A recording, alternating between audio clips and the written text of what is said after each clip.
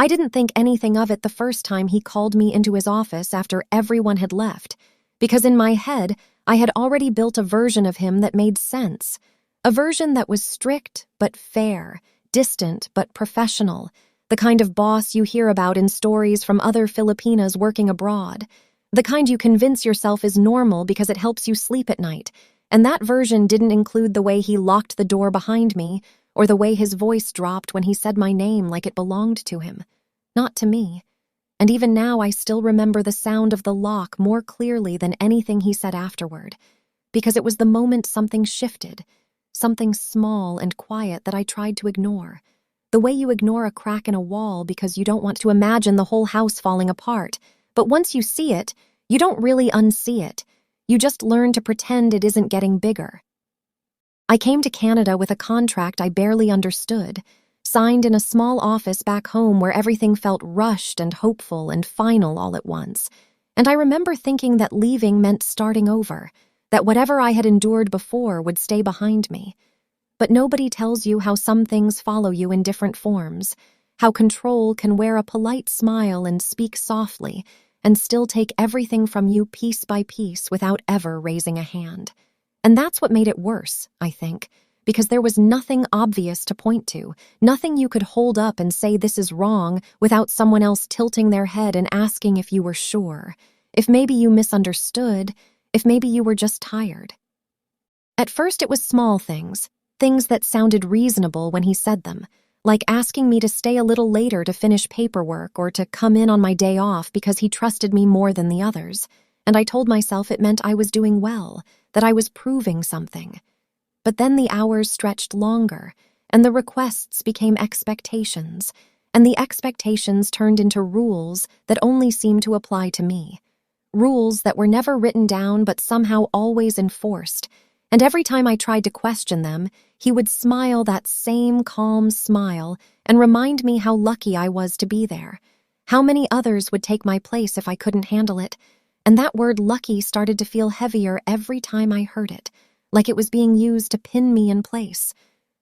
I noticed the pattern before I understood it, which is how it always starts, I think, with something that doesn't quite fit, but isn't loud enough to demand attention, like how he would call me into his office at the same time every week, always after the last employee had left, always with some excuse that sounded official but never quite required privacy. And at first, I convinced myself it was coincidence, but then I realized he never did it when the security guard was near the hallway, never when the cameras outside his office were being checked. And once you start seeing patterns like that, they start connecting in ways you can't ignore, forming something clearer and more unsettling than any single moment on its own. He never touched me in a way that could be easily described, never did anything that would leave a mark you could show someone else, but there was a way he stood too close, a way his hand would linger just long enough on my shoulder as if testing how much space I would allow him, a way he asked questions that had nothing to do with work, but everything to do with control, like where I lived exactly, who I talked to, whether I had family nearby, and I answered at first because I didn't know how not to, because saying no felt like breaking a rule I couldn't see, and every answer I gave seemed to give him something, like he was collecting pieces of me and storing them somewhere I couldn't reach.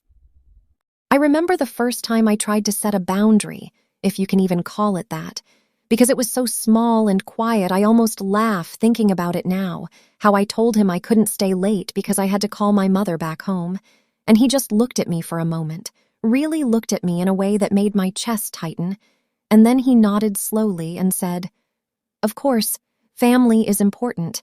You should always prioritize that." And I felt relieved for exactly 2 seconds before he added that he would need to review my performance more closely if I wasn't as available as before. And just like that, the relief disappeared, replaced by something colder, something that made me realize that even the smallest choices I thought I had could be taken away if they didn't fit into whatever structure he had built around me. It wasn't just me, at least I don't think it was, but the others never spoke about it. And I started to notice how conversations would stop when I walked into certain rooms, how people avoided eye contact when his name came up, how there was this shared understanding that wasn't spoken but was felt, like we were all standing in the same room pretending not to notice something in the corner. And I wondered how many of them had their own version of my story. How many had been called into that office after hours and walked out feeling like something had been taken from them without knowing exactly what it was. The thing about silence is that it grows, it spreads into every part of your life until it becomes easier to stay quiet than to risk breaking it. And I think that's what he relied on. That quiet, that hesitation, that doubt that makes you question your own experience before you ever say it out loud. And for a long time, it worked on me too. I told myself it wasn't that bad, that I could handle it, that I just needed to endure a little longer until my contract ended or until I found something better. But the patterns kept getting tighter, more deliberate, like he was testing how far he could go without crossing a line that anyone else could see. One night he asked me to come in earlier than usual, before my shift even started, and when I got there, the office was empty except for him, the lights dimmer than they should have been, and he told me we needed to go over some documents, something about my work permit that didn't sound quite right, and I remember the way my stomach dropped because it was the first time he had brought my status into it directly. The first time he had reminded me in a way that felt intentional that my being there depended on more than just my performance. And as he spoke, I realized that everything before that moment had been leading here. Every small request, every late night, every question, building up to this point where he could say things that sounded like help but felt like a warning. He told me there were issues that needed to be resolved, that mistakes had been made, that he could fix them, but it would require cooperation. And that word cooperation echoed in my head long after I left the office that night because it didn't feel like something I had a choice in. It felt like a condition, like something I had already agreed to without realizing it. I started keeping track after that, writing things down in a small notebook I kept hidden in my room, times, dates, the exact words he used whenever I could remember them. And at first it felt pointless, like I was documenting something that would never matter to anyone else, but there was also a strange sense of control in it, like I was creating my own record of events that couldn't be altered or dismissed as easily as my memory might be. And the more I wrote, the more I started to see the structure of it all, the way he repeated certain phrases, the way he timed his requests, the way he isolated me from others without ever saying it outright. There was a day when one of my coworkers, a woman who had been there longer than me, pulled me aside and asked if everything was okay, and for a second I almost told her everything. I almost let the words spill out in a rush. But then I saw the look in her eyes, not curiosity, but something closer to fear. And I realized she wasn't asking because she didn't know. She was asking to see if I would say it. And when I didn't, when I just smiled and said I was fine, she nodded in a way that felt like confirmation of something she already believed. And that moment stayed with me longer than anything else because it showed me how deep the silence went, how it wasn't just imposed from above, but maintained by all of us in small, quiet ways. The turning point didn't come all at once. It came in pieces, like everything else, small realizations that stacked on top of each other until they formed something solid enough to stand on. And one of those pieces was the day I found out that my contract had been altered without my knowledge, that certain conditions had changed in ways that benefited him more than me. And when I asked about it, he acted surprised, like it was an administrative error, like these things happen all the time. But the way he avoided looking at me directly told me everything I needed to know. And for the first time, I felt something stronger than fear, something sharper, something that cut through the fog of doubt that had been surrounding me for so long. I started asking questions after that, careful ones at first, then more direct, and each time I did, I could see the shift in his behavior, the way his calm demeanor tightened at the edges, the way his words became more measured, more deliberate, as if he was recalculating something. And it was in those moments that I realized he wasn't untouchable, not completely, because if he were, he wouldn't need to adjust. He wouldn't need to respond to my questions at all. I reached out to a local support group for migrant workers, something I had heard about but never considered using, and even that felt like breaking an unspoken rule, like stepping outside a boundary I had been conditioned to stay within.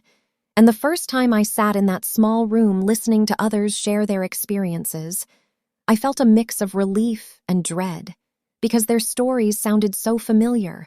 Different details, but the same patterns, the same quiet control, the same slow erosion of autonomy. And it made me realize that what I had been experiencing wasn't unique, which somehow made it both less isolating and more terrifying at the same time. The more I learned, the more I understood how these situations are maintained, not just by individuals, but by systems that make it difficult to speak up, that tie your status, your livelihood, your sense of stability to the very people who might be taking advantage of you. And that understanding didn't make it easier, but it made it clearer. And clarity can be dangerous because it removes the comfort of pretending you don't know what's happening. I started gathering more than just notes, saving emails, taking photos of documents, recording conversations when I could do so safely. And every small piece of evidence felt like a step towards something I couldn't fully see yet. But I knew I couldn't stop halfway, not anymore, because once you start pulling at a thread like that, you either let it unravel everything or you risk being tangled in it forever. When I finally confronted him, it wasn't in his office and it wasn't after hours. It was during the day, in a space where others could see us. And I remember how quiet my voice sounded at first, how my hands trembled even as I tried to keep them still. And I told him that I had records, that I had spoken to people, that I knew my rights, words that felt strange and heavy in my mouth because they were things I had only recently allowed myself to believe. And for a moment he just stared at me, really stared in a way that made the room feel smaller. And then he smiled that same calm smile. But this time it didn't feel as solid, as controlled. There was something underneath it, something that flickered just briefly before settling back into place. He told me I was misunderstanding things, that I was putting myself at risk by making accusations I couldn't prove, that I should think carefully about my future. And as he spoke, I realized that this was the moment everything balanced on, the point where I could step back into the silence or move forward into something uncertain and possibly worse. And I wish I could say I felt brave. But the truth is, I felt terrified. I felt like I was standing on the edge of something with no idea what was below, and the only thing that pushed me forward was the thought of going back to how things were, of continuing to live inside that pattern I had finally learned to see. The process that followed was slow and complicated, filled with meetings and statements and long periods of waiting where nothing seemed to happen, and there were times I questioned everything. Times I wondered if I had made a mistake, if I had misread the situation, if I had overestimated my ability to change anything at all. But there were also small moments of validation, moments when someone would acknowledge what I had experienced in a way that made it feel real and undeniable, and those moments were enough to keep me going even when everything else felt uncertain. People started looking at him differently, not all at once, not dramatically, but in subtle ways, the same kind of subtlety he had used for so long, and I realized that patterns can shift just as quietly as they form. That change doesn't always announce itself. Sometimes it just appears in the spaces between things, in the way conversations happen, in the way doors are left open instead of closed.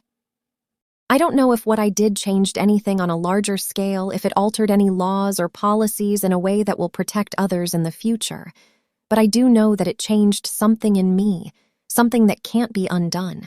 Because once you see how these patterns work, once you understand the structure behind them, you can't go back to not knowing.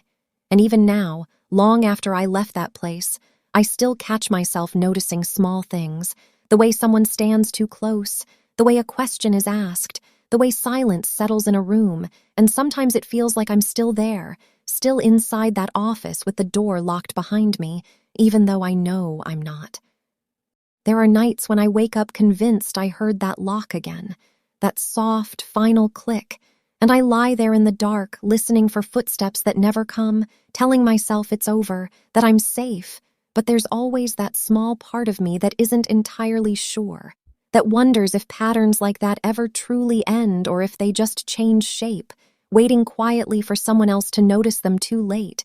And sometimes, when the room is very still, I feel like I'm being observed in the same careful, measured way he used to watch me, as if something of that experience followed me out into the world, something I can't see but can't completely escape. And I find myself checking the door, listening for sounds that don't quite belong, knowing that even in silence, some things never really let go.